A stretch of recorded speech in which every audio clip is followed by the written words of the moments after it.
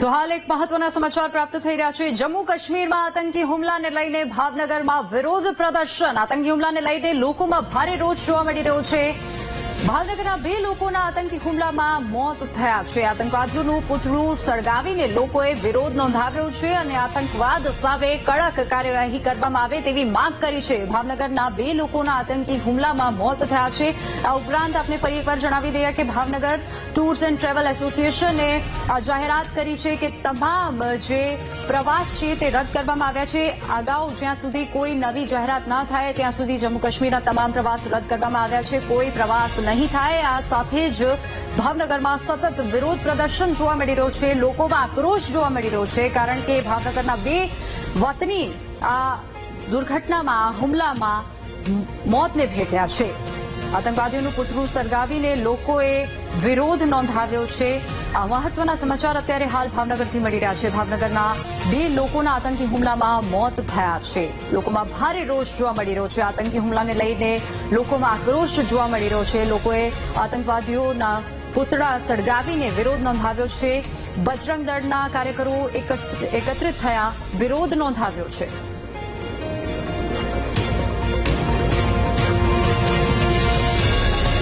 સંવાદદાતા પાર્થ આપણી સાથે વધુ વિગતો સાથે લાઈવ જોડાઈ ગયા છે।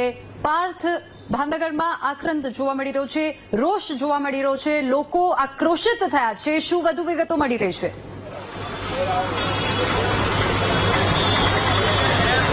જી ચોક્કસની જે રીતની વાત કરવામાં તો ગઈકાલે બપોરે 1.5 કલાકે કાશ્મીરમાં આતંકી હુમલો થયો હતો અને આતંકી હુમલામાં ભાવનગરના 2 વ્યક્તિનું ગોળી મારવાથી મૃત્યુ થયું છે। બંનેની વાત કરવામાં આવે તો પિતા પુત્ર છે। વાત કરવામાં આવે તો યશીફ પરમાર અને સ્મિત પરમાર બંને પિતા પુત્રો છે અને તેમના મૃત્યુ થયા છે। ત્યારે ભાવનગરમાં તેની સીધી અસર જોવા મળી રહી છે। બજરંગ દળ દ્વારા ખાસ વિરોધ કરવામાં આવ્યો હતો। પાકિસ્તાન મુર્દાબાદ અને આતંકવાદીનું એક પૂતળું તૈયાર કરીને આજે પૂતળું બાળવામાં આવ્યું હતું અને તેનો વિરોધ કરવામાં આવ્યો હતો। મહત્વની વાત કરવામાં આવે તો ભાવનગરમાં અત્યારે જે વિસ્તાર છે તે ભોગા બેટનો આ જે વિસ્તાર છે કે અહીંયા વિરોધ પ્રદર્શન કરવામાં આવ્યું હતું અને જે રીતના વાત કરવામાં આવે તો કાશ્મીરના તમામ જે ગલીઓ અત્યારે સૂની છે પરંતુ ભાવનગરમાં તેનો ખાસ વિરોધ થઈ રહ્યો છે। આપણે અહીંના બજરંગ દળના આગેવાન છે તેમની સાથે પણ ખાસ વાતચીત કરવાનો પ્રયત્ન કરીશું।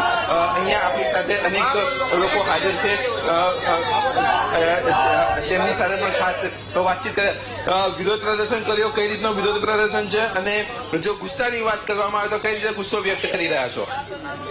આ ઘટના એ સમગ્ર હિન્દુ સમાજ સાથે જોડાયેલી છે। આ ઘટનામાં જયારે ભાવનગરના આપણા 2 લોકોની નિર્મમ હત્યા થઈ છે, ત્યારે કાશ્મીરમાં પ્રવાસી રૂપે જયારે હિન્દુ જાય છે અને તે સમયે આતંકી પ્રવૃત્તિ થાય અને તે સમયે તે લોકોના કલમા પડાવી તેઓની ઓળખ કરવામાં આવે, જ્યારે તેઓને ધ્યાનમાં આવે છે કે હિન્દુ છે ત્યારે તેઓની નિર્મમ હત્યા થાય છે। આ પરથી સ્પષ્ટ થાય છે કે આ ઘટના એ ખૂબ નિંદનીય છે। ત્યાંની જે પરિસ્થિતિ છે એમાં 1990માં જે આતંકી પરિસ્થિતિ કાશ્મીરમાંથી તેઓનું પુનરાવર્તિત કરવાનો પ્રયાસ થતો હોય તેવું પણ આની પરથી સ્પષ્ટ જોવા મળે છે। ઘણી વખત લોકો કહેતા હોય છે કે આતંકવાદીનો કોઈ ધર્મ નથી હોતો, આ ઘટના પરથી એક સ્પષ્ટ થાય છે આતંકવાદીઓ ધર્મ નથી હોતો, આતંકવાદીઓનો મજહબ જરૂરથી હોય છે।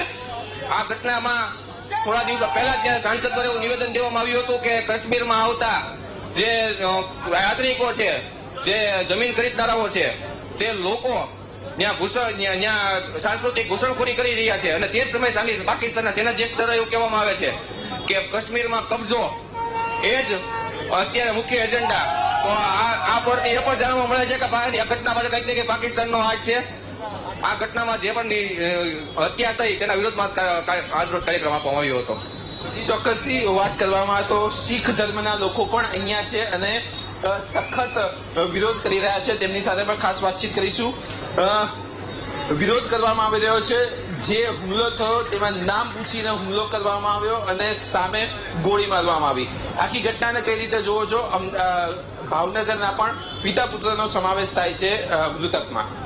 જે આપણે ઘટના જોઈ રહ્યા છે પુલવામામાં, એક ઘટનાને પૂરેપૂરું એક ટાર્ગેટ બનાવવામાં આવે છે કે જે હિન્દુસ્તાનમાં જે શાંતિ થઈ હતી એને ઢોળવાનો કાર્યક્રમ છે। આ બધું બીજું કાંઈ નથી। આપણા માનનીય શ્રી નરેન્દ્રભાઈ મોદી જે કામ કરી હતા, આટલી શાંતિ સ્થાપી રહ્યા હતા, એની ઉપર પૂરેપૂરો ટાર્ગેટ કરવામાં આવ્યો છે અને જાતીય ધર્મ ઉપર બધાવીને જ્યાં સુધી આ બધા એકતા થઈ રહી હતી એ આ લોકો જોઈ નતા શકતા. તેના માટે આ આખો કાર્યક્રમ એ લોકો ઉભો કરેલો છે અને ખાલી 27 લોકો નહીં, આપણા હિન્દુસ્તાનના દરેક ઘરનો એક વ્યક્તિ ગયો છે એવી અમને અંદરથી આ દુઃખ વ્યક્ત થાય છે. ચોક્કસથી એક ટાર્ગેટ કિલિંગ કરવામાં આવ્યું હોય તે રીતની વાત અહીંયા ભાવનગરના સ્થાનિક લોકોએ પણ કરી છે. આ ઉપરાંત જે વાત કરવામાં આવે તો હવે આનો સખતમાં સખત વિરોધ થઈ રહ્યો છે અને કેન્દ્ર સરકાર આ બાબતે કડકમાં કડક પગલા ભરે તે રીતની પણ માંગ ભાવનગરીઓ વાળા દ્વારા કરવામાં આવી રહી છે. જી જી, તો લોકોમાં આક્રોશ કેવો જોવા મળી રહ્યો છે? લોકો શું કહી રહ્યા છે? આતંકવાદના સામે કેવી રીતનાની કાર્યવાહી થવી જોઈએ? લોકોનું શું કહેવું છે? જી ચોક્કસથી મહામંત્રી વિશ્વ હિન્દુ પરિષદના મહામંત્રી આપણી સાથે છે.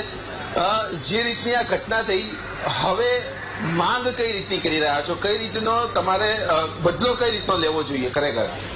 ચોક્કસપણે જે ધર્મ પૂછી અને જે લોકોએ ગોળીબાર કર્યા છે તો એનો જવાબ એને આપણી સેનાએ પણ એને આપવો જોઈએ ચોક્કસ. કારણ કે આ દેશની અંદર ઘણા વખતથી શાંતિ જોવા મળતી હતી, કાશ્મીરની અંદર પણ આ શાંતિ દોરવાનો એમનો આ પ્રયત્ન છે. અને જે યાત્રાળુઓ જે નિર્દોષ જે રામ ભગવાનની સપ્તાહ સાંભળવા ગયેલા અને એનો ધર્મ પૂછી અને જેની પર ગોળીબાર ચલાવી અને જેને મોતને ઘાટ ઉતારી દીધા છે, તો આવા લોકોને પણ એનો ધર્મ પૂછી અને મોતને ઘાટ ઉતારી દેવા જોઈએ એવી અમારી માંગ છે. ખરેખર સરકારે હવે શું કરવું જોઈએ? સર્જિકલ સ્ટ્રાઇક પાર્ટ 2 આવવો જોઈએ હવે?